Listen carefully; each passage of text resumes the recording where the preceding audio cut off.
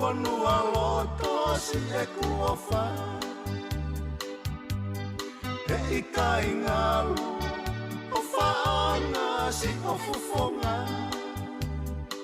ka te ui ui pe fahola o masata o lita se te ofa tolu tapu e sei o le puha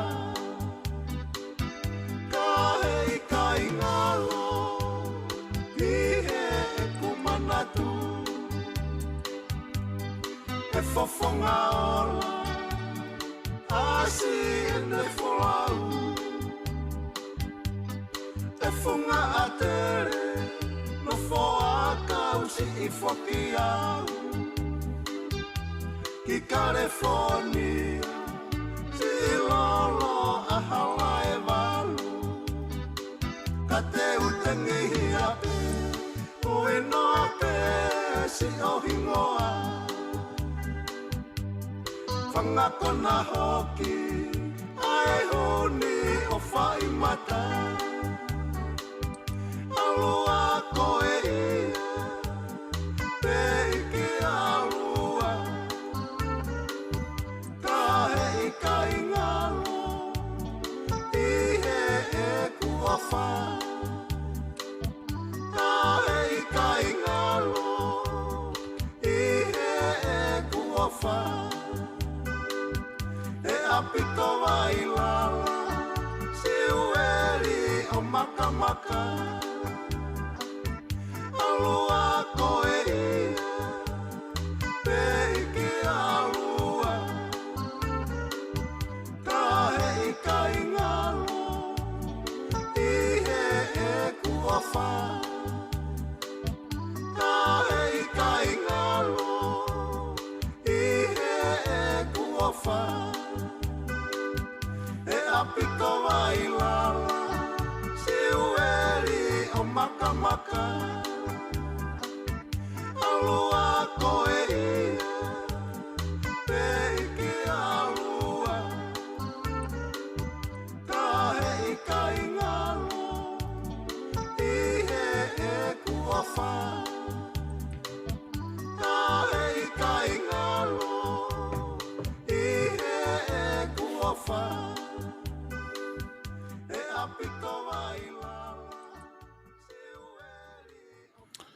Ko kore ke u whanga mohenga hi tala whatapu ko toa pe, o atu pe me heni.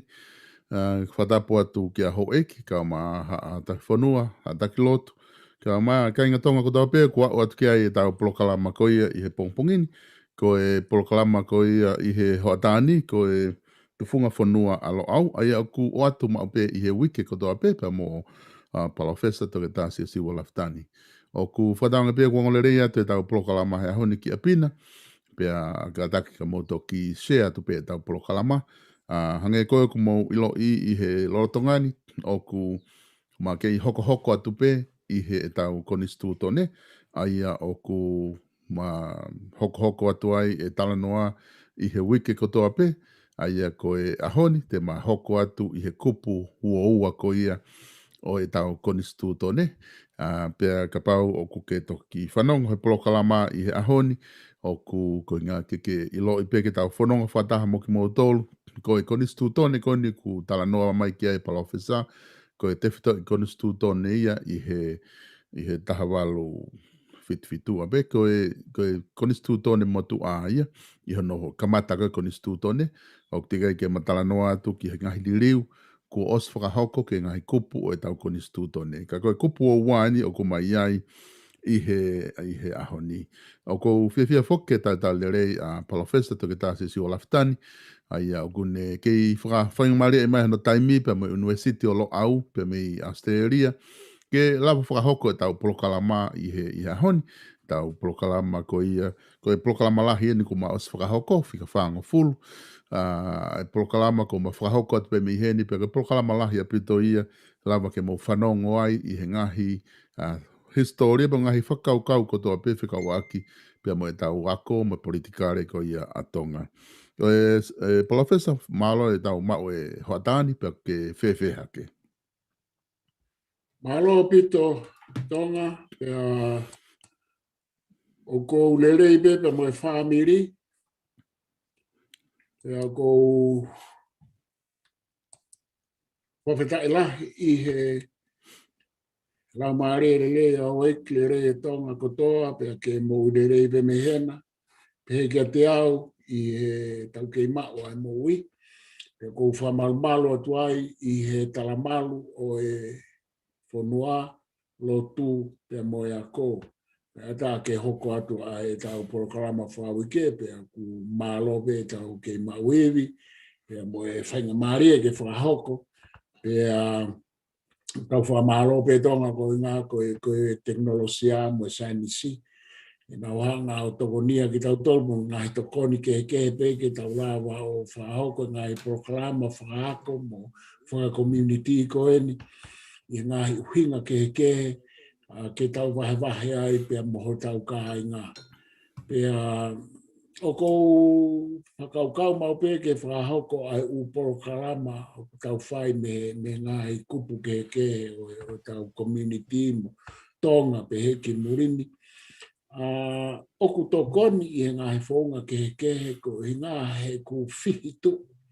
Ai ngā he mea o ku hoko I tonga mo murini pe aliri wawe ngā he mea I he tau mo uika koutui pe mo e whakaamu tatau pe tonga hange ko ngā he polokalama o ke whai mo ngā he polokalama ke pe whai e ngā he kupu ke o kakai tonga tu ke hange whamamani lahi o kui ai pe hane tokoni ki he tau mo ui whalo kufua ka te u whawhoki atu maro.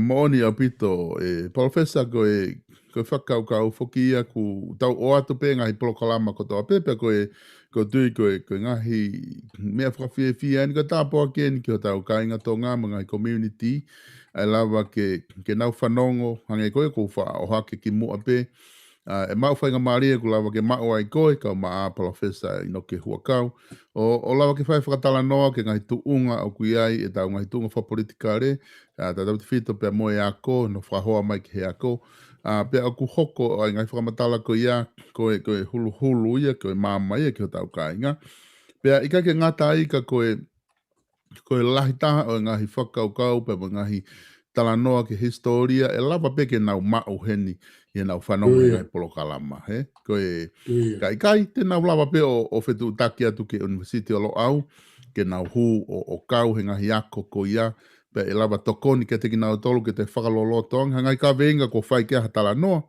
ka ku nau fia mau ke te lolotoange ko e whatongia ia e lava whakahoko ma ki nau tolu he University ko e olo au ai o ku mo whai whatongia pe me ai pe ku tau whamalo pe ko weekend ni fo ke Palofesa ko kupu o waini ko kore ke ta hoko atu ai e kupu o ua ko ia o e tau konistutone malo pito. Malo pito tonga ko kupu o ua ai na ta osi mai me he ko kupu o ua ia ta osi fo me kupu o ta ko kupu o ua ia o whikawaki pe ia pe mo o nofo e me whama mawha I whakalau pe mo totonu ke kau hataha ki he tawhakawhakautau, pe lorotonga e nei ai i he tawhakawhakautau, o kui ai a ene totonu ke kau ki ngahi mea, pe ngofua ke whamawhai ia i he malumalu o e kapau kono whatongia ko e kaate pe koe tuu i he tawhakawhakautau, kene maua ai ngofua, ko ngā kene kau atu ki ngahi mea pe a lawa kau ki ngahi kātoanga i ene whai whatongia, oku uhinga pehe ai kupu koe ni, ko me koe nofo ki e totonu, o e nau tolo kau soti ape koe kau kaate, Koe. Ka koe kono koku ki whanau noi mai pea kuia ai kupu ko ia ki ai kupu o wa mo ene whakamamafa pea oku ngofua ke toko taha ko ia kene kau ki he whiri, ki he vote i he hoko ai taimi whiri o kui ai ene totonu ki ai kapa o ku hawa me ngahi mau lao, pea koe rewa ene totonu kene kau ki ai, ki he ka whahoko ha whiri wharearea, pea ka paukaha ane ngahi hia, wa uke a he ngahi hia lahi, pea o whi maurewa ke whakamau. Ka koe totonu koe au whikau aki ki he kau kaate, pea moe kau tau koe ai Fonua, i he malu o i tui. Koe tui koe mea ia koe oku, ka ku tea o ta koe asia he ni koe ta ua taha. Te ta ua taha pea oku te totongi tuku hau, pea moe hafua ngahi whatongia ko ia, pea ku o whai mo te fuakawa, pea kaike te whihia i ngahi mau, whakalao, mau whakonistone pe aku atarema ke te lava o kawatu ke he whiri, pea i he konga whaosi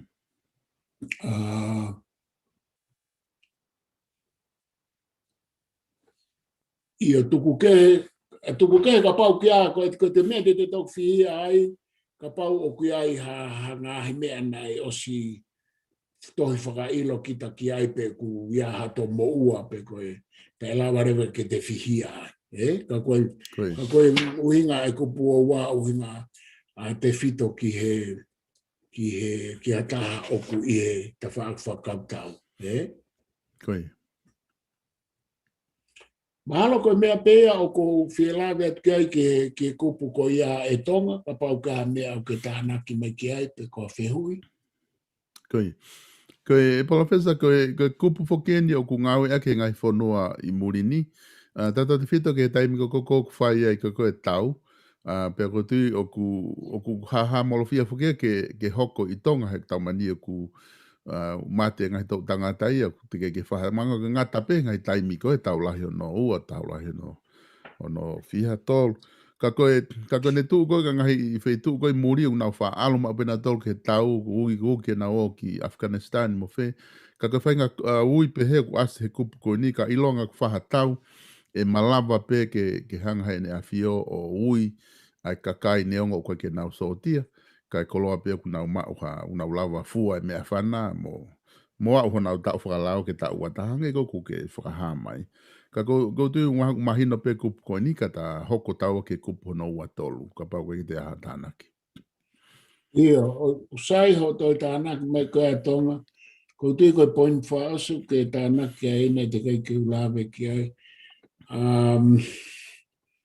Mahu inga au pito ia koe na te kai ke tau wau ki he mea ko ia. Hange koe mea ku ke toi hanga tānaki mai. Whai whoke foi whamawhai i pia me he tui. Pea koe mea koe na ke te tānak mau inga au pito he koe ku mauna te eki ke tau wao ke tu unga ko ia. Ai pau ke whakamalohi ai hu ki he sotia i he malu o tu I pe mo pure anga ke ange ko ngai fonua la na pe he ni te fito I time tau hono wa he na ya o ke time tau hono wa tau tol ko I tonga ne te ke ma o na fa malohi a pau ke hu ke sotia I he tu ko atonga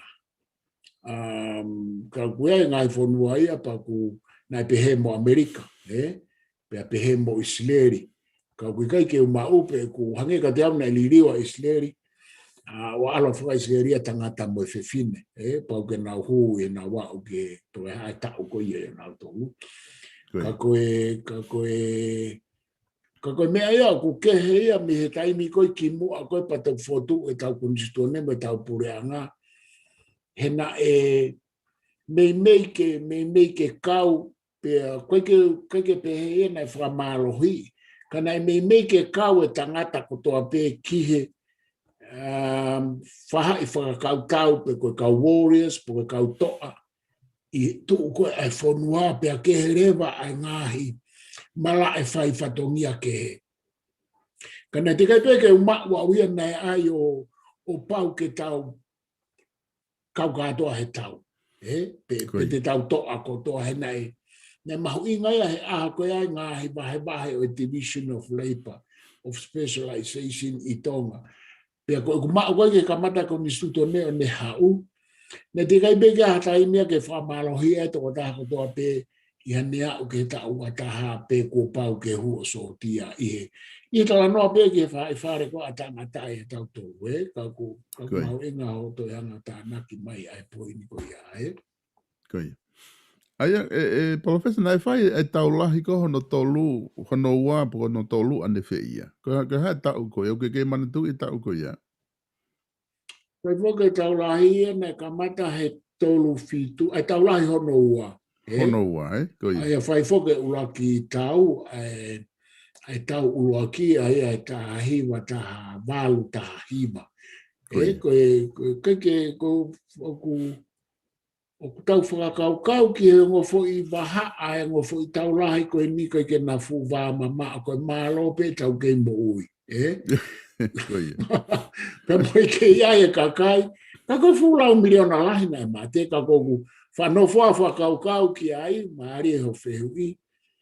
Ai wā ofi ai tau mei he taha walu, taha hiwa, taha fitu ngā e ho I Urope o whai e tau, taha walu, taha hiwa, Pea tau toi kamata e tau he tolu ono, tolu fitu.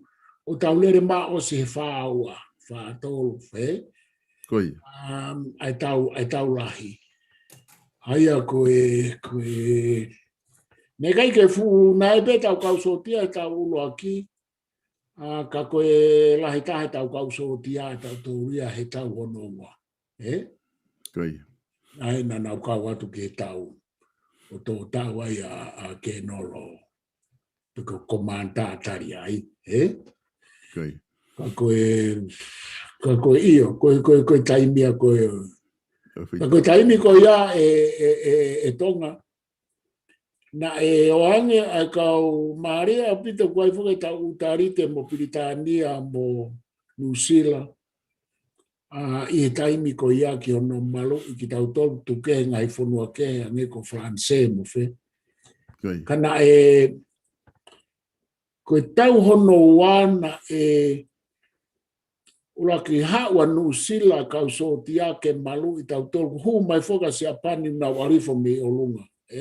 Pe nau ha foka se apani mai u feitu wa mai ke kongai. I Papua New Guinea he hanga. Una au pimbe he konga Australia nena na kamata hu mai ai. Pea koe fui tau ko ia na e huanga New Zealand na I kai ke whe unga. Ke nau hanga malu I he na e sio ai whaha I koe a laiso. Koe ngai fui poini mahu inga he Pasifiki ke malu. Pea I kai ngata ai kai whakatatau ki he utarite. Malu I whakautau. Ne keke wheunga kau sotia koe New Zealand ma Australia nai waheang ki tonga. Pea nai hangarewa I he whelotoi a Piritania I he utarite koe ni mo Amerika o mai rewa ai kau sotia e taha mano tupu me Amerika. na nau me toko lahi na tō i tonga. Fukau so tia toko lahi na o mai. Ko o mai pe ke malu i ki tau tō. Ai koe na ulawe atu ai mahalo he tāpolo kalama ko o si. Na apply ai maso loa ia na me pure i tau tō he a mia Amerika e foi mea ko ia. Ka te whafoke atu ma ke o whehui. Koe, uhinga mai whaka Palofesa ku eke e tau.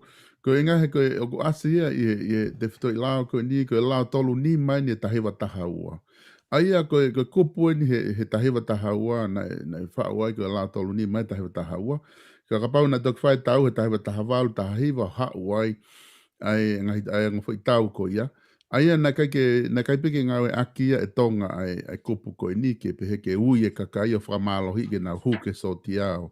O kau he tau ka pau o hange ko na ke whamatala ki ai. Ka ku maari a pito a mo mahu i. Koe ha ho uhinga e tonga kataki. Koe ha ka fu i whakare ha. Koe kupu koe ni u asi i he tau lao. Koe kupu e ni na e whau i he tahiwa tahaua. Ok. Tahiwa tahaua. Koe. Ai ko hingan ke kupu ua. Kupu ua he nau asi. Ka koe ke ilo pe koe whau i he tahiwa tahaua. Pe koe na ulaki whakatonu na e whai i he tahiwa tahaua. He ko me koe ngahi nou tiwhi koe whakatonu. Ai ka pau na e whau pe kupia koe ni he hange koe na ke talanoa ki ai ki mua. Whau pe nia ki mua ia e tonga. Tahawalu fitu, He tahawalu fitu nima. Fitu nima, koe. Ia, manatu i he koe hange koe o kuiai e mea heni mahalo koe. Mahalo koe tato ki alu koe ki he hau ke ngahi ririu ki mui e toi mahino ange he koe. Hange koe talanoa koe ki he kupu ua tolu. Aini koe he mea e pare mia ki he keisi koe ni a lavu, a ongo lavu. Koe. O kou whenga ke whakatonu mai ia ki he konistu tone koe ni, he ku hao koe ki he ua tolu ai ni, o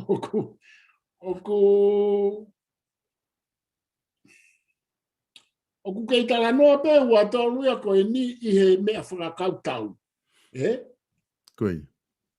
Ka koe ua tolu koe o ku tala noa mai kai konistu tone ia me he ua tolu koe tānoa kia ia e pare mia ia he keisi ai o lavu.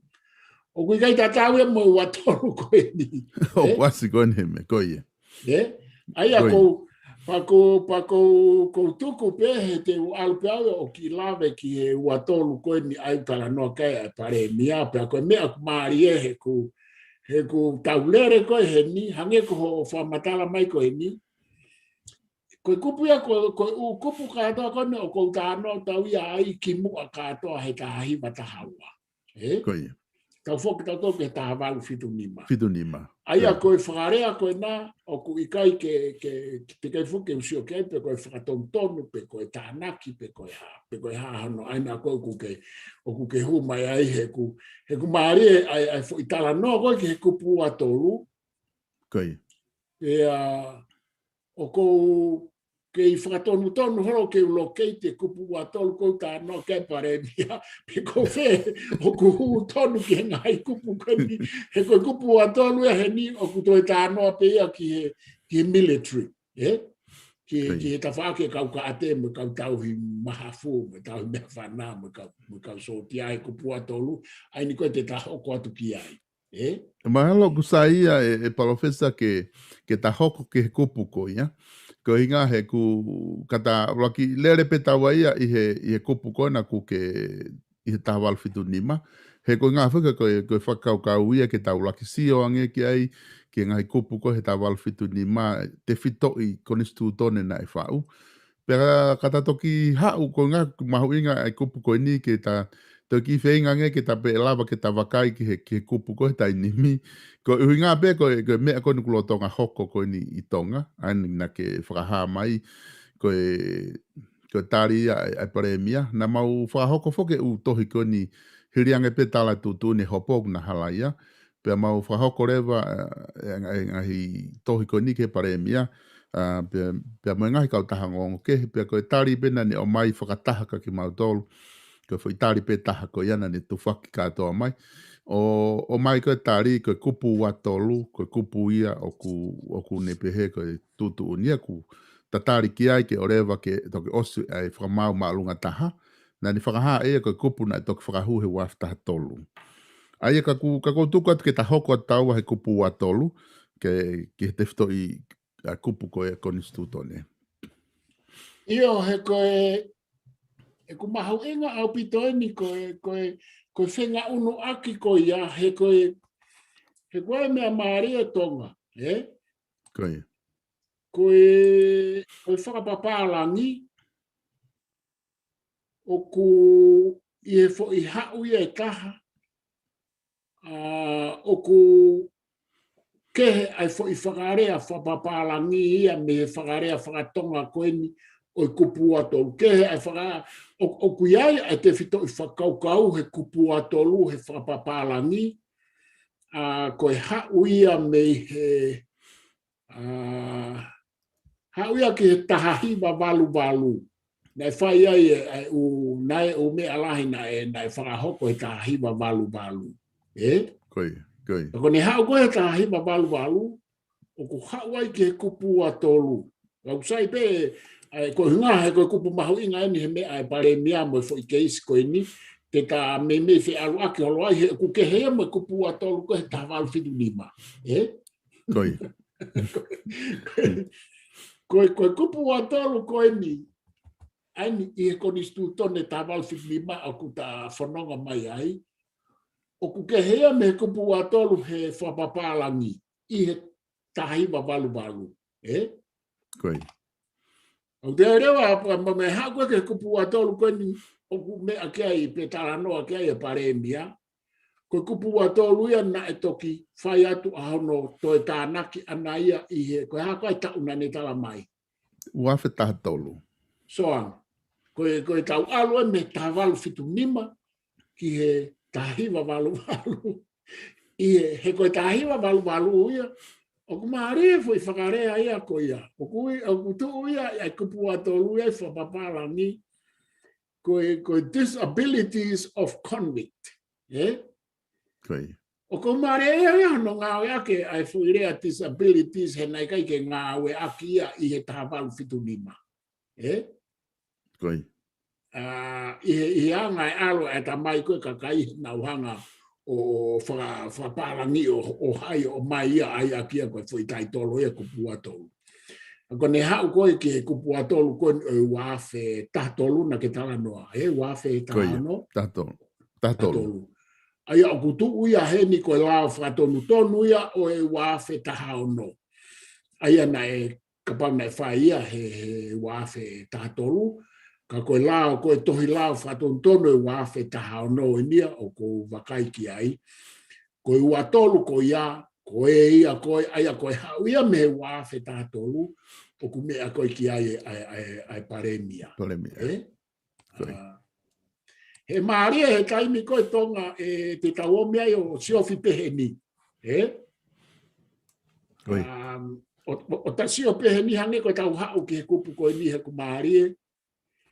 Fo i watolu ko te taalu ke fo i watolu ko ni o tahawalu whitu nima o ku whapapālangi. Ko i watolu ko i he tahiwa walu o ku te eki ke whakahu ki ai watolu ia ko ni o ku mea ki ai tānoa ki ai paremia. Koe. Koe fo i mea maaria ia e ku sio koe kau hanga lau atu tonga, tuku mua ke tau whe alu ake angi ke tau sio angi ke fo i ua tolu koe ne tolu koe ni tonga. Koe.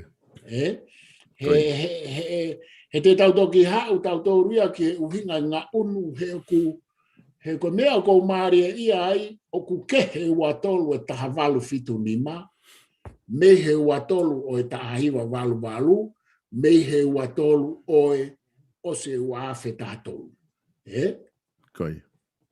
He koe fo i whakatonga, o ku tānaki aia koe i palakalafi e ua o ua tolu i he whakatonga aia koe osia. Aia koe tui koe ua tolu whakapapalangi koe me he wāwhe taha tolu o ku tatauia mo he ua tolu whakatonga koe ni ka o ku keherewa e ua tolu ia o e taha iwa walu.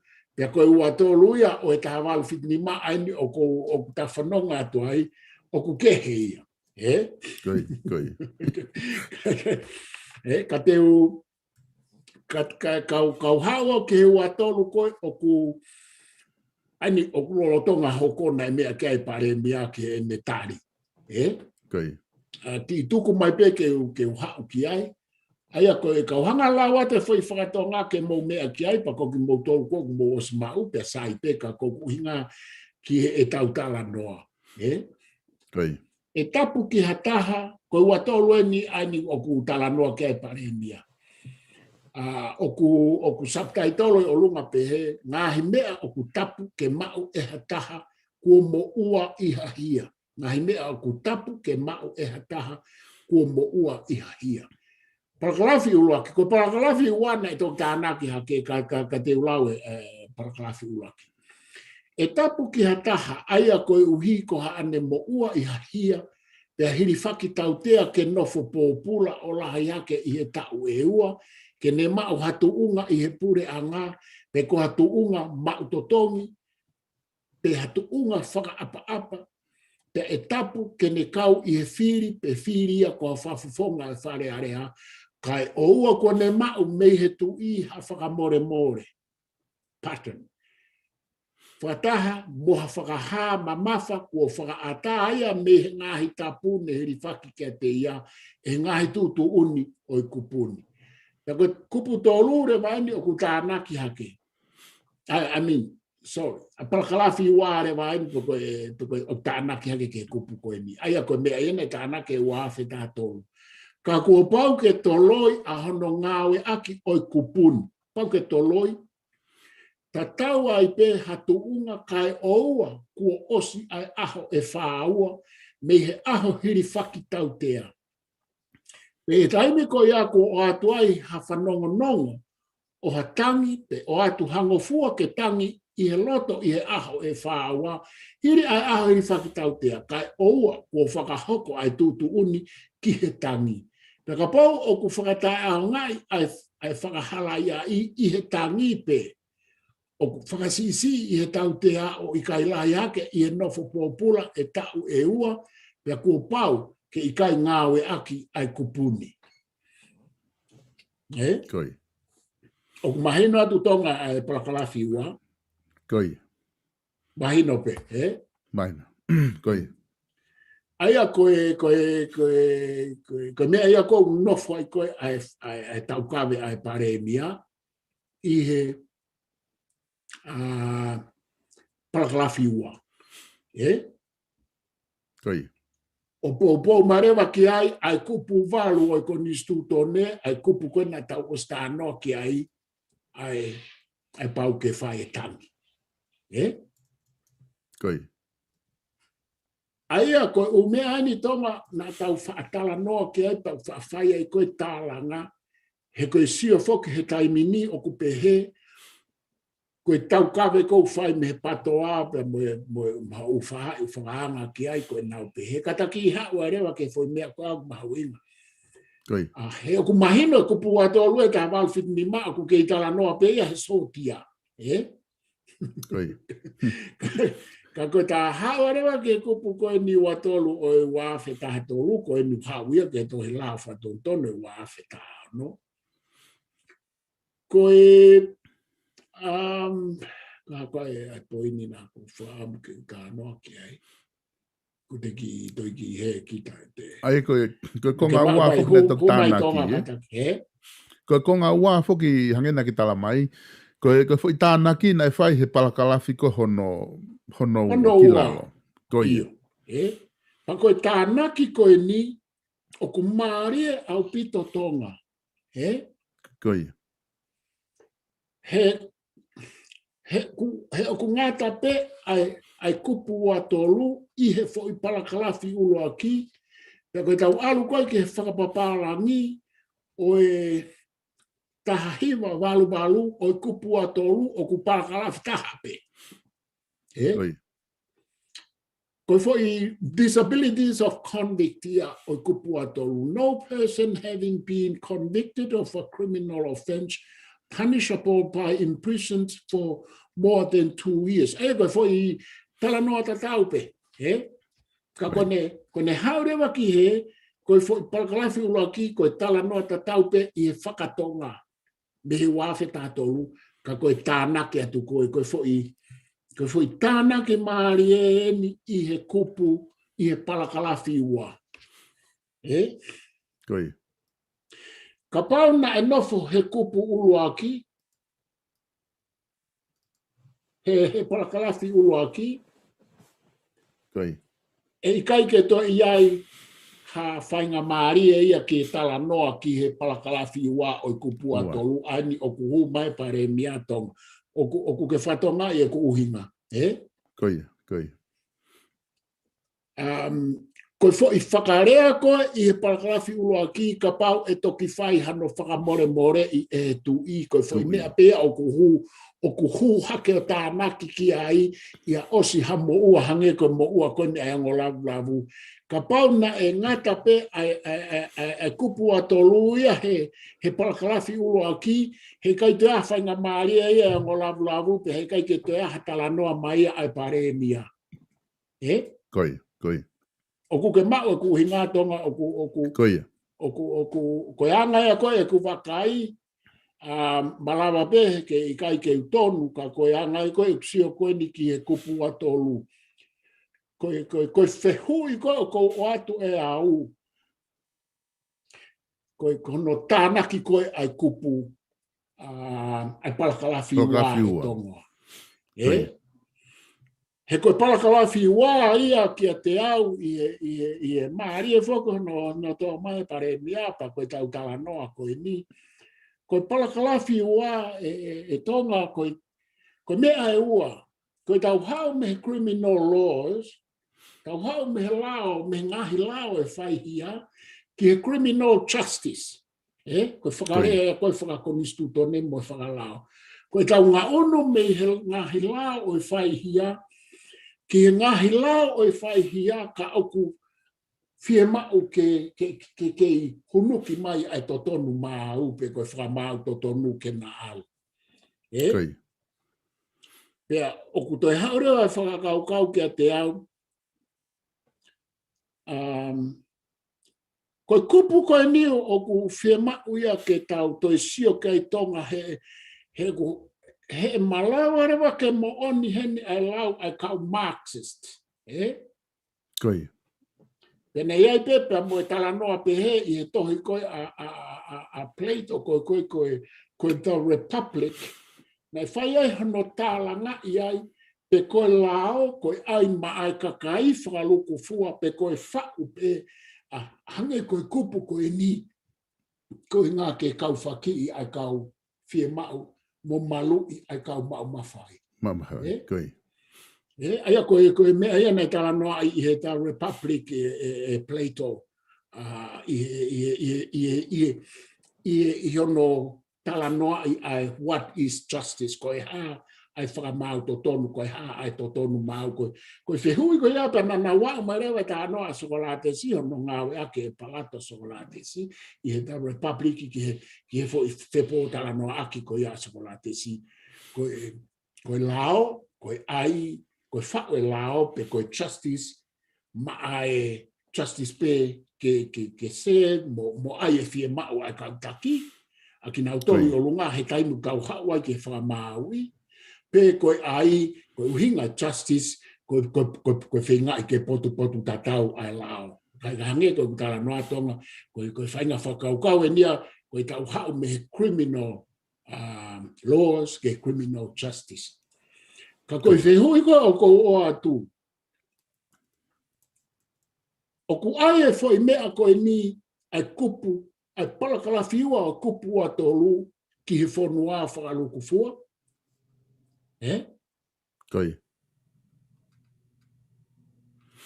Koe fui whakaukau maari e ia, Palofesa. Oku ngāwe aki, pe koe toki o mai eni ke tau, ke o mai ke ai ke malu ia ke fo ke isi koe ni, oku mahino pe ia koe tu aku pua tolu ia ki a whahinga taha pe. Koe. Ka koe tānaki o i palakalafi ua ke kupu a tolu, ma ai criminal justice, ke toi mauange ha wha mau to tonu, pe ko ha to tonu mau i hano wha mau i ha taha. Pe koe kupu e nia o ku uhinga ia ki e kau mau mawhai. Koe. Koe mea ia maari e, Palofesa, koe uhinga whoki he koe mea kutau whakaukau atu ki ai, ko liliu foki nai whai a liliu ko ni i he wafi hongo fulu e tau liliu ko e tau e whaunga an ko tau whaatala noa ki ai. Pea whai tau liliu he wafi hongo fulu, pea whai refo i liliu ko ni he wafi taha tolu.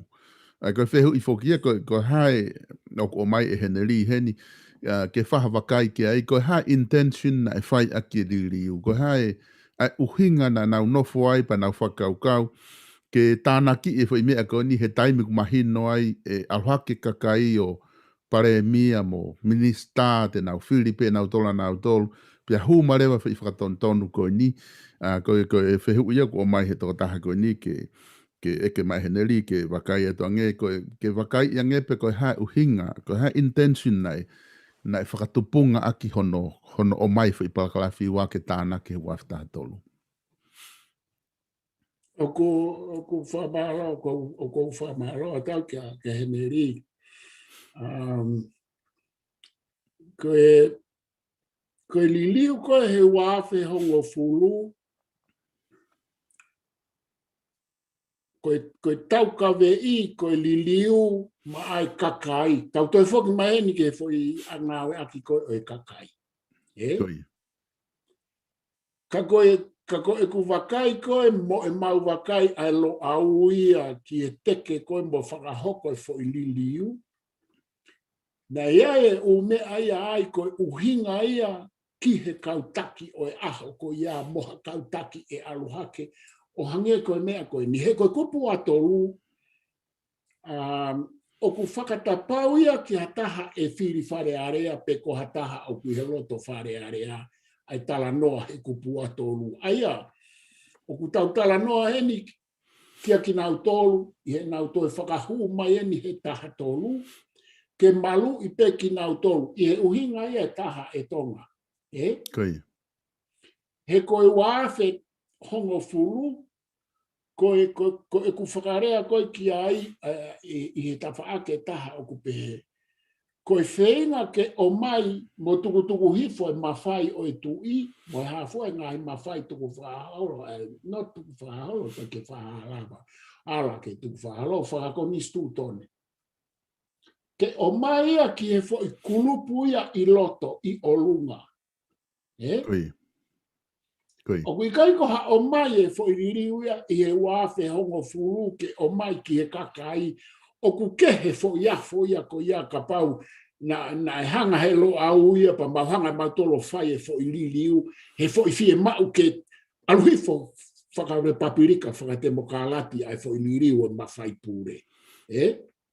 Ko i liliu kena e whai he wafe hango furu a eni o ku asi mai a he whahinga tānaki ko eni o kupu atolu.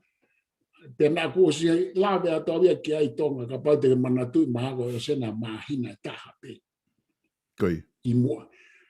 Koe whenga ke to mai mawhai o i tu i whakasisi mai a ki e foi kurupuia i loto i olunga koe kau no pere. Pea mo ki nau tolu te nau ihe la kangataki. He koe ki nau tolu ia e ngāwe aki ki ai e ni. Aia koe tauririu kono whakarea o kui kai koha democratic reform. I he tau whenga koe ni tau hanga veteki hifo ai fo i ngā aue pango ai kau tama koe ni e whahe wafe ngo furu mo te ai e fo i kupu koe ni. Koe tauririu koe aristocratic reform. Koe liliu ai kalasi hou eiki mo ki nau toru I fo I le vol ko middle class reform. Aristocratic, pe mo middle class reform, o ku fiti India ke wa fe ngo fulu, pe reflect mere va ya he ko la ia ko e tala no a Republican na ulave ki ai ta no a plato. Ko justice o uhinga ki justice ki fair. Ko justice ki kautaki, pe ko aristocracy,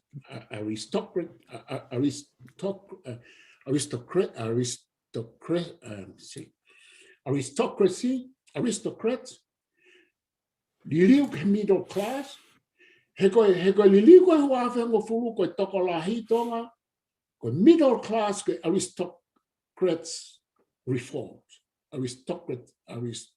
aristocrats reform. Ko liliu a middle class, ko liliu a middle class, ko liliu wa fe ngo fulu ko liliu a kawako, a kau businessi, a ho eiki, na tona na agree na hanga teke a fo liliu I he nea whangatupu. Aia koe tala noa koe fo loi koe ki he ai liliu ki he kakai, mo liliu whakatemokālati, na I kai whai ha democratic reform, koe aristocratic reform, pe mo middle class reform, I fo I le volo ko ia, pe aku asim arewa ia. Ka kua pau ke toloi, ano ngau ia ke oi kupuni, tamai nau tol ke toloi. He koe kupi koe niu ka ke fumahu inga ia ke ai ke whahinga taha e tonga. Koe. Ai tala noa o palakalafi ua. Koe palakalafi ua, koe tala noa ia ki he palakalafi ulua ki, o ku mei uhinga ia ki ha mau mawhai. Koe. No koe ke fu make sense ia ke mai no whakamau ia ke hataha ai kupu koe ni koe uhinga pena nau tāna ki ai koe ai ka nau tolu. Ki he hou eiki, moi ai ke kautake whare are a mo kautake ka me tia ko nau tolu me ngau ia ki kai e ni. Koe. Koe, Palofesa koe... Ia toi aire ka he wafe taha tolu tonga. Koe. O tāna ke te wafe taha tolu. He ka pau e taaki katoa ke tauhanga he ro au I he mea ko ta noa kai pe na mauhanga whaanga I mai. O au ke taimi koe o ai submission koe ke whau e fo puranga I wafe ngo fulu. Na ke whau submission e lo au ia. Na mawata matore u whakakau ke whai kei e sio. I he fo mau e hoko me he wafe ngo fulu ha ose e fo saupulu koe ia. A enia.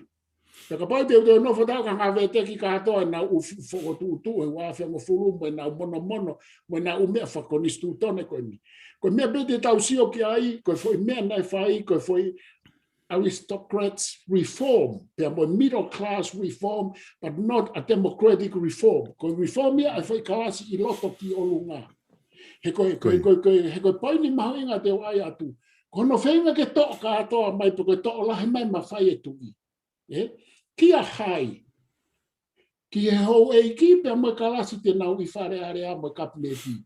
O koe ke toa mai ki toa. O koe ke toa mai ke kakai ko foi whakana whala ko ia ko no lohi ki I, o mui gai kakai pa mui gai fugula wafe a patoa. Ko mui kui. Ka te whakafoke a tonga kata. Palofesa koe mea maari e whakeni na e hoko I he whai taimi koe ni. Whai taimi koe na e kupu I lao koe ni. Ko manatu I pē koe na e ai e tuunga. Na e whake taimia na e koe mo ua koe e kau no pere I he whamau anga na e to'o honau, na e lava ke to'o honau hingoa. Na e sia e no pere pehe na e to'o hono hingoa o na ia to'o o sia miai o kai awe pe ia ki he ko haiku e hake ai e tui. Pena e whai fo I u keisi na I whamau anga na e whau ai fo I lao koe ni. Pena e pehe na e tuku aki I he tokolahi na nau pehe. Na e uhinga fo I konga ua koe ni ke ne hanga malu I ke ua more uhingoa koe ni a u ke malu I kau no pere mo mea. Pako ke iloipe koe mo o ni ia tuku aki I pe I kai. Ka kou sio fo ke konga ulaki koe lao tala mai ko ha ke kai ke ngau whakapure anga hata ke ngofua hataha ke ngau whakapure anga ka pau ku tau tea I ke o laka I he tau e ua. Pa o mai refa I ko ngā ia o ta tau pepe ku ne mau ha totongi, tuunga mau ha totongi, pe tuunga whakaapa-apa. Aia koku eke atu aku ia ko uhinga tunga whakaapa-apa ko ngahi hingoa ko hanga no pere ko ngahi hingoa ku o mai ka ki tau tolu I he society ke whaapa-apa ko ha. Ko ha uhinga ni aska ko ngā uloaki ai tuunga o se mahino pe ka ngai whapreanga ia totongi kuna wahe. Ka ko wheka ngai whapreanga ko ku tuunga whaapa-apa. Ia ko tuunga whaapapa ia ku hinga ia ke ngahi lakanga. Ke hange ko tuunga ko minista. Kau ki ai mo tuunga ko no pere. Koia. Ko mea ko toi palopare ma ia ai tonga. I he kauririu rea o ngahi kuonga mai ki muini he o kai ke sai e nauririu ai konistu tone mo tohi tapu. O ai loa ke hongo foi tohi mahu inga ko iana liliu lea lelei I he lea whapapahalangi pe kamata ko liliu ki he rea whatonga ai hange ko tohi tapu na liliu whakahanga tonu o ai ngahi kupu me ngahi pupunga me ngahi foi lea lelei na whai aki. Koia. Koe whahinga ririu koe ni e kusio ke uliliu e konistu tone. Hange koe kupu whiha nai. Whaihono ririu nau ki ilawe kahe wiko osi. Koe hae tuunga whakaapa-apa.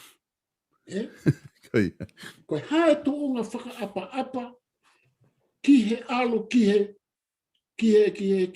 koe whakatonga ia.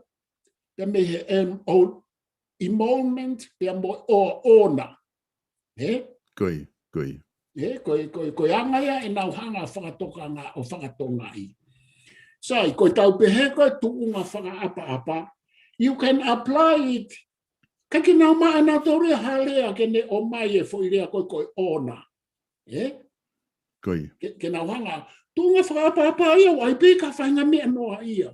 Ka koe ka whainga whukeni ke ai ke mahino pa koe hae tunga whakaapa-apa koe mea e kong tala atu ai o ku uhinga ia heni ki he tuunga minisita mo. Ai koe tuunga koe o ku ikai ke minista mo no perete tawanga rewa o imply rewa ia o pehe rewa ia o toho I me rewa pehe o kai ke whakaapa-apa ia. Koe whainga parapare mai e whainga whakarea maulalo koe ni e whainga translation bibiurea koe ni. He tala mai rewa koe tuunga tae whaapa-apa hamea oku ikai. Kataki.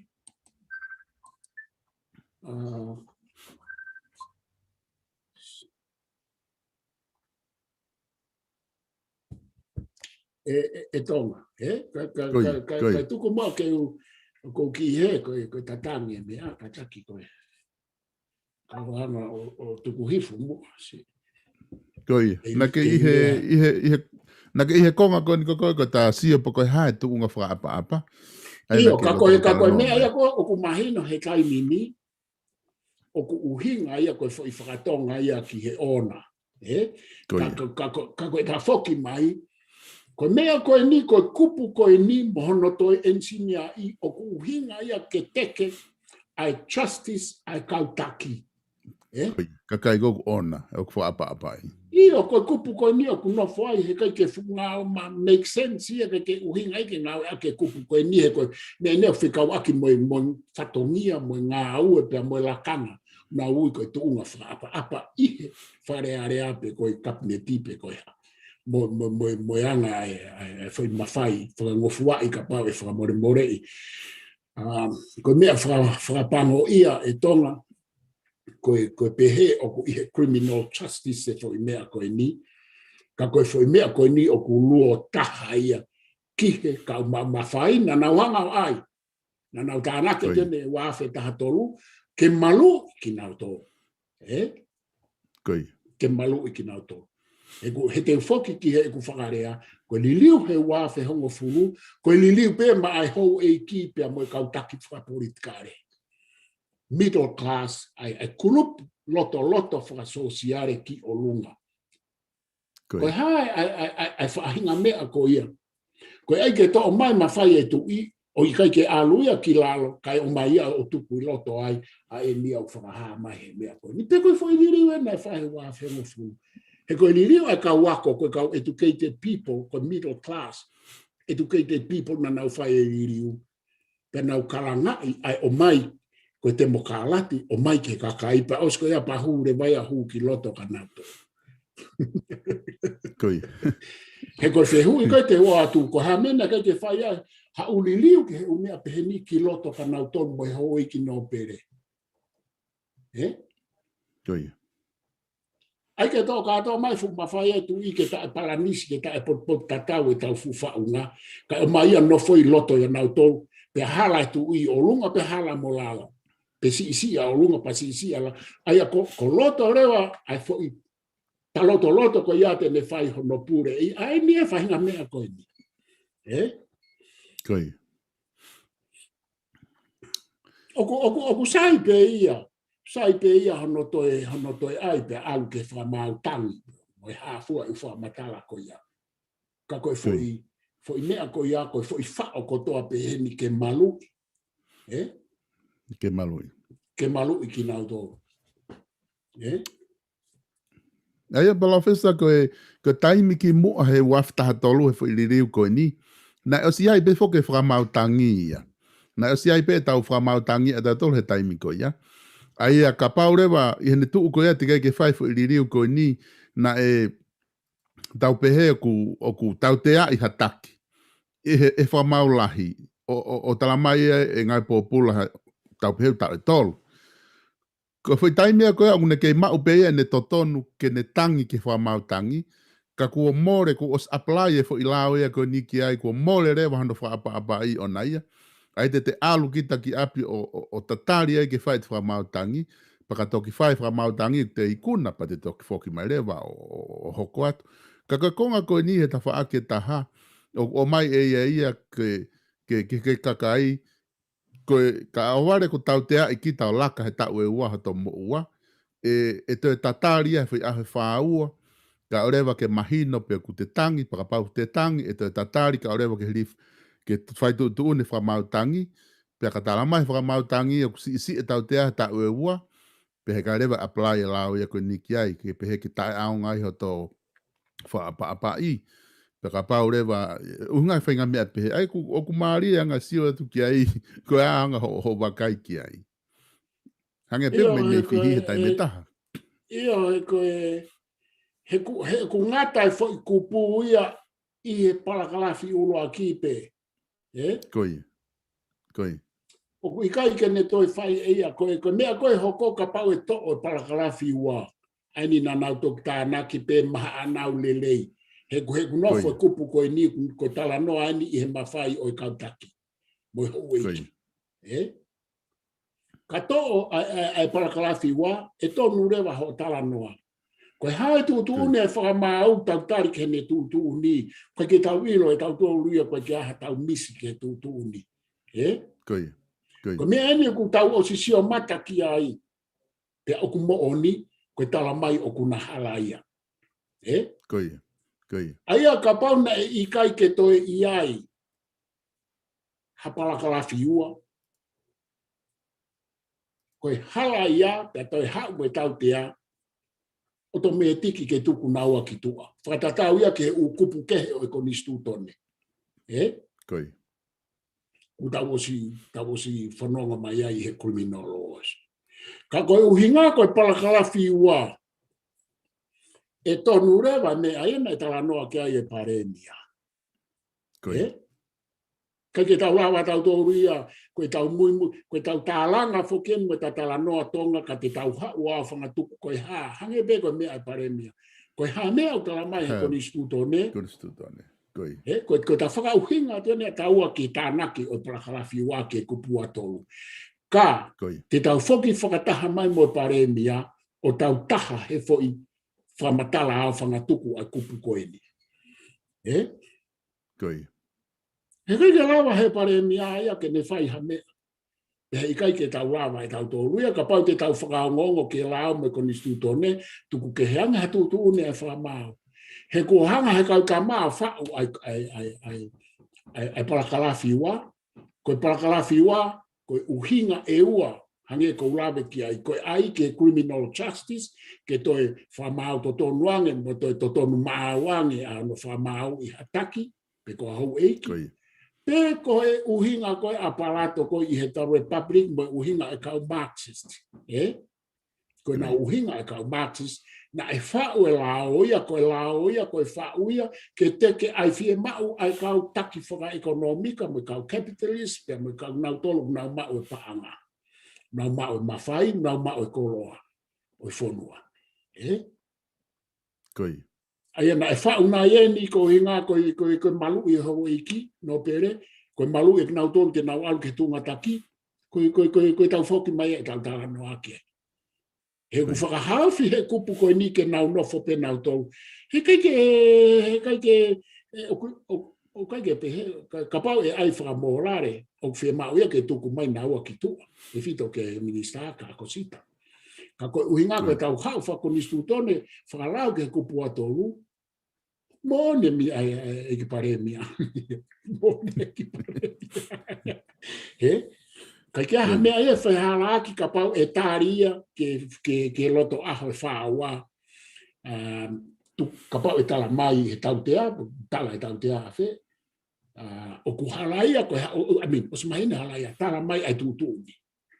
Sai, i loto aho e whāua, tala mai he paragrafi ua e ngofua ke whai. E tangi pe e tāri ke ai e whai tūtūni e pare mea ia.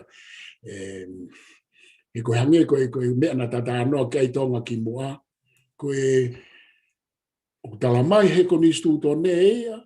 Pea o kuiai ai umawhai o e ki pare mea ia. He koe umawhai lahe na kustalato e au ia ki mua atu ke tapolo kalama ki mua. Ka kui kai ke tau whaahanga whakatoka ngai. Alato koe e toko taha tope, alato e ki pare mea. O ne mea he sea ko ia. Pea toki sio mare vai paku ne ngawe aki mai pe ia e o mea ko ia te ne malu I pe ia. He o ku o si ai pe he sistemi, o sistemi o middle class mo aristocracy, te ne malu I ai fo ai kantama ko ia I to some extent. Koi. Koe konga fuke ne tahana I kau mehan whamamawhai mahe pare mea Palofesa, na ne tala mai. Koe kupu wa tolu o ku apply ia ki he whewhine mo tangata tonga kotoa pe. O kai ke uhinga pe ia. O mahino apita ta whaka uhinga ku tanga tawa o atu. Pena ta tala noa fui tawa ia I he nofo he mawhai. Mo kakai whaapa I koe kau whare area, koe kau minister, koe pare mia, koe kau taki. Koe kau CEO, koe kau taki, koe nau tolu whaapa I asiko he kupu. Kana hanga he pare mia o whamamawhai me konga koe ni he ne tari. O ku apply e kupu a tolu ki he tangata mo whewhine tonga kotoa pe. Koe haha o wakai. Ia ka teta whoki mai ai tonga ke mea na tatala noa ke ai ki mua. O koe kai ke aha tau legal mahino, legal aid system I tonga. Koi. Moni pe ne tau ka vea ne. Ka ko hai hataha maulalo I tonga kua ne ngawe aki eni. He ku whie mao e paanga lahi ke whai ake fo I fuhu koe ni. Koe kupu a tolu, ko ki nau tolu pe kua e nau paanga pa te fito, ko nau tolu pe ku tau sio ku nau ngawe aki. Koi. He ko uhinga ko e tau lao o ku te kai ke ai ke whakatemo kārati ai anga e tau legal aid system. O whakaofa ka ia ku na wao mai ke hatu unga peheni, ke nau lawa e nau tolu, tau o si sio pa kou sio matau I tonga ai. Koe ka kaipsi I wharongolongo I whai pepe koe ai ke hopo aki, ai ke nau hau ke kupu a tolu fe e tonga. Koi. Heku o si whau pepe I sistemia ke keita ki middle class. Koe whai civilise e ia koe a tonga I he ahoni. Koe whai civilise o ke servi ai hou eiki, pia mo servi ai middle class I he tala noa a kumu mau wakai koe a wakai a loa. Ka kumo oni ne mea ia o ne mea ki ai. Ka koe mea kou tau ilo ki ai, ko hai, te oate whehu I ko hai kone o si hanga o ngā au e aki eni, tuku kehe pe me he kakai o lahi e nau paa ngā pe koe kakai I he pure a ngā. Ka pau ai e fo I savea ke te ita o fo I kupu koe nipa ko hai o si ngā au e aki ki ai. Mahala koe pesepi e taha I tonga ko nau ngā au e aki e. Koi. Koe lave pe o kia ai. Koe. Koe, Palofesa, koe ne tuu koe ia, mahalo te tangata pehe kupu atolu. Koe ngā ka taimi, ko ose taimi. Ka koe haa kupu atolu ia taha walu fitu nima. Ta nofo foki tawa kupu atolu ene wafta tolu. Ka koe haa kupu atolu ia o taha walu fitu nima. Koe... Kataki tō.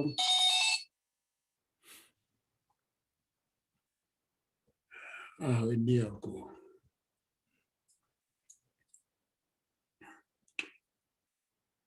Tonga taki ngata mo ai te kai ke sione lei ke kupu koni wato. Ka koe iyo. Ko kupu atolu ai ko na ulawe ko ku mao hifo pe ko ki ai te kai ke ulawe rei. Ko kupu ia whekau aki pe o kunofo ia i whekau aki pe moe kau sotia. Me kau ka ate me kau sotia. Koia. Koia. Sio ke wafe ka tolu o ngata pe ai tala noa ka ate mo ta noa sotia i kupu oua. Woa. Koia. Pe alui fore vai ke kupu atolu pe aku toi pe hepe pe moe tahiwa walu. Koia. Ko kupu atolu, it shall be lawful for the military, that is guards and artillery, though they may not pay taxes. If they have arrived at the age of 21 years old, and if they can read and write, and if they have not been guilty since the passing of the Constitution of any great crime as mentioned in 25th clause, for them to vote for representatives to the... So kukei hau tatau pe nia koe na tu laia kupu koe ni me tatau pe me kupu o wā tonga. Ua. Koia. Ke pūreri ulahi e ku hoko. Iyo, aia koe ku sio, hange koe kupu o me kupu atolo e tāwal whitnima. O malawa beke make sense, o malawa beke uhinga lelei ka te auia hono numi e ukupe ni. He ku hange ko ku repeat, ku repetition e me aia kupu o wama kupu tolu toke ai pe uke ke si ia. Ka ku te kai ke mahawe ka foki mai tonga te sio le rege kupu o tolu pe koe hae na ke mo kupu o wa i e tā walu fitu ni ma. Ka ku whai hifo pe ai kupu a ko ia i e. Tok hau ke kupu a whao ka mata ene mawahe. I he tala noa koe ni tā walu fitu ni ma. Ka oku mei nofo pe ia toi nof tala noa so tia pe mo utotoni mo totono ai tu mo mari mo ka so tia malawa ke o te nau tuku hau ko kupu ato lua ko no ko ki si o whawale hifo ki ai. Koi. Whawhawha bito ia Palofesa ko tui ka toki hoko atua he wika hau ko ngā ku ka ta whiunga i pe tau he konga ko ia he ko tui ko mea mahu i ngā nia ku ta lava o tala noa he kupu ko ni watolu i he taini he version ko ahoni o whakatatau ki he mea kulotonga hoko i tonga he ahoni, pe mo tāri koe kua mahe pare mia ki he tuunga ko kuai ni minista.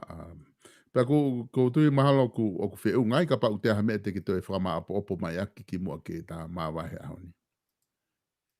Io koe, o ke aia mea aia tonga o ku asmai ka te au ka kou whie whakaosi ake. Koe. Koe konistu tone koe e tahawalu fitu ni mana e fatu e tau whahau. Pea whia lau pe tonga he koe ia nane hanga fatu na iai e lau maaria ma kehe ai. Pea aia ko ku uhi ngā tonga. Na e whai e tau wahe fatongia mo e wahe ngā wha. Pea na e mahino ai tu i mahine tu e hou e ki mahine tu e kakai he wahe whaka konistu tone. Tu i hou e kakai.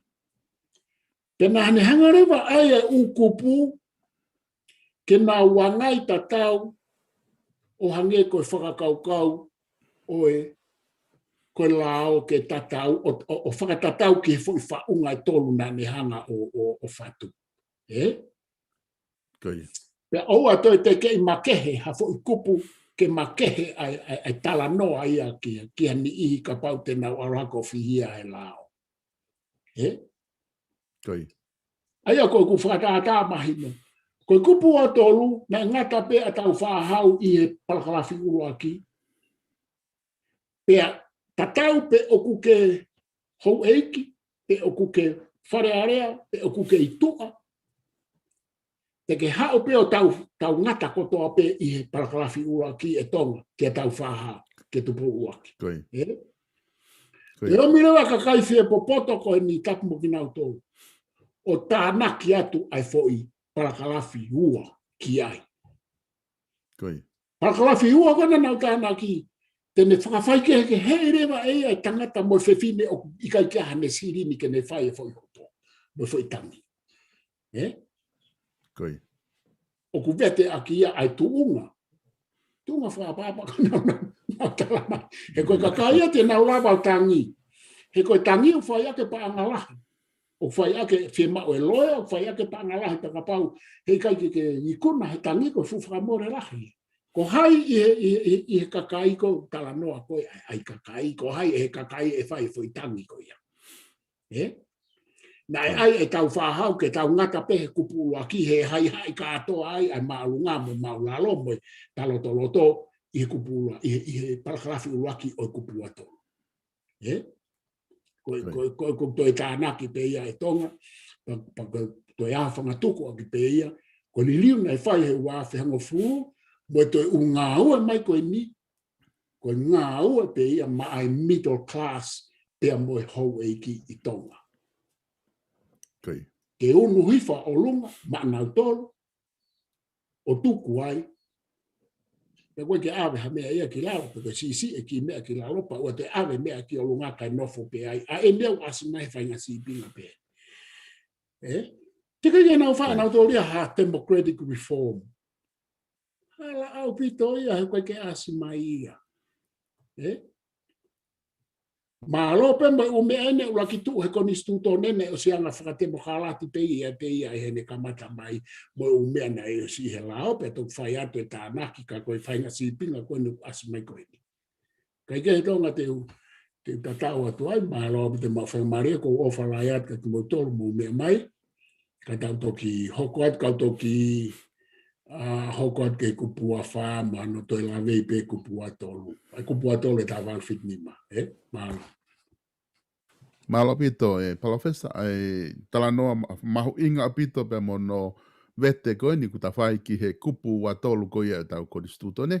Tata te fito ki he konga koe ni ko o mai tari e pare mia ki ai ke tau tatari e aho whaua pe te tatari ki he whamauanga lahi au pito atonga, whamauanga maalunga taha ko ngai koe lau ia e kupu wa tolu. Pea neongo ngai whauhinga koe ni mga whihu ia kuta whahoko ka kun hange koe na ke whakahaane nai, ka koe oseange aho te tau kau whakataha pe mai pare mia he whakau koe tau konistu tone, koe la maalunga taha ia, o ku tau whakataha kotoa pe ki ai.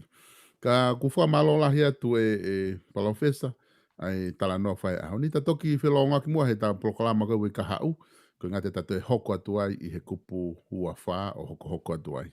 Ka ta mawa o whatu ki te koe pe mai whamiri, pea malo e whaifatongi a mihelo au pe mi Asteriana. Malo a bito o whatu. O whatu. Ko e lawa ia homo polokalama ko ia, pea mo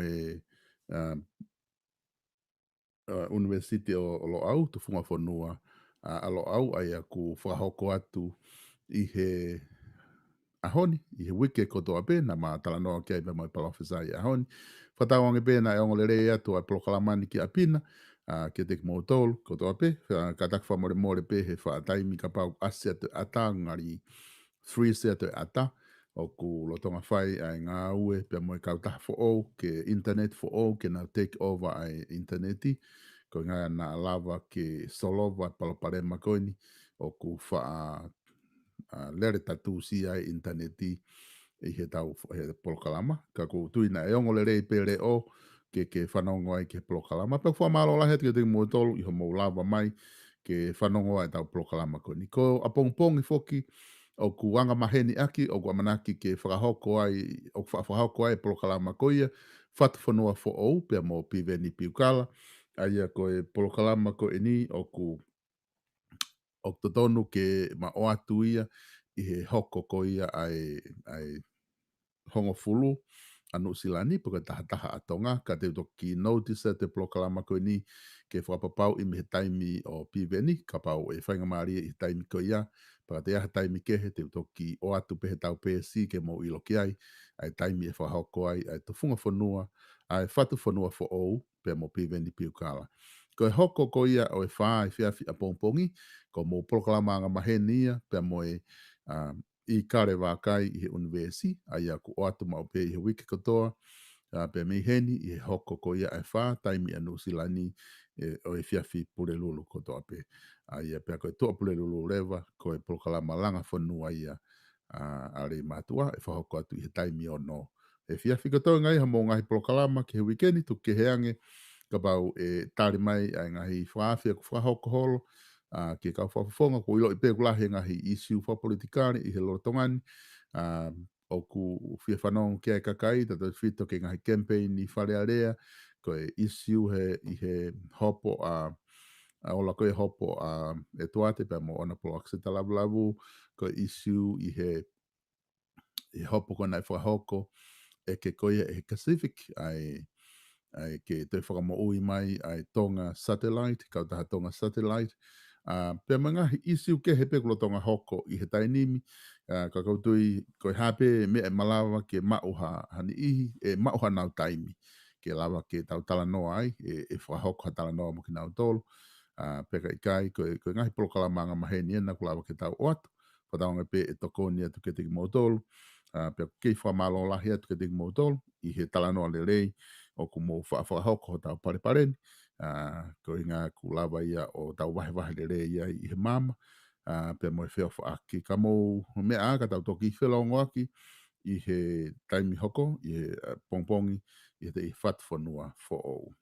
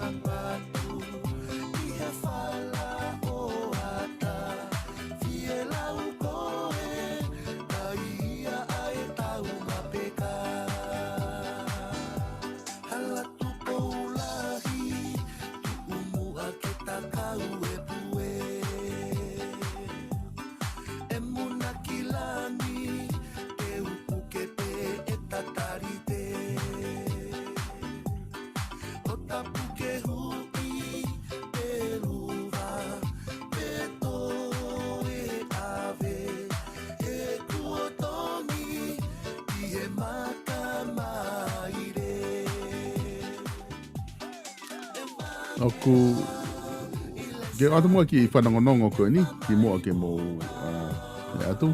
Koe ki whea mau ngā ue ni ai Nusilani, ai oku whanangonongo atu ka ki mo tolu kotoa pe, oku ke whea mau ke ngā ue leipa, oku iai ki whea mau ngā ue heni ki toko ua, ko ngā ue ku whakahoko i he kauwai koe ni North Shore, i he whetu ko Alpani, oku whea mau ha ongo leipa e ua, ke whetu taki mai, ka pa oku ke whainga maari ke whahoko ngā ue reipa koe ni, pia ke whetu taki mai ke whika telefoni koe ni o aku, koe noa uataha, ua noa nima, noa ono, noa fitu. Noa uataha, ua noa nima, noa ono, noa fitu.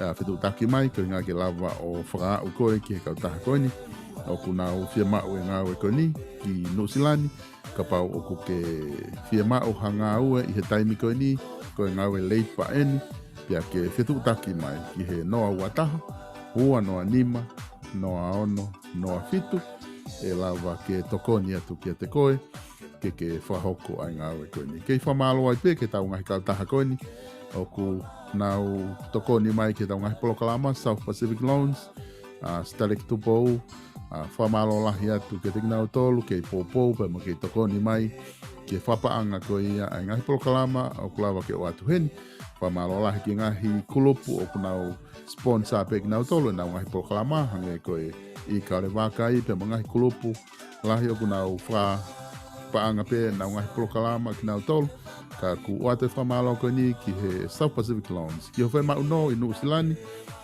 te ke lava whetu utaki pe ki hataha o e ongo office ko ia o South Pacific Loans i Manuerenga Toni pe ko Manukau i Cavendish Drive. Telefoni ia nai whamo ui ko noa valungeau, valu, hiva valu, noa valungeau, valu, hiva valu, o lea kia Staleki Tupou.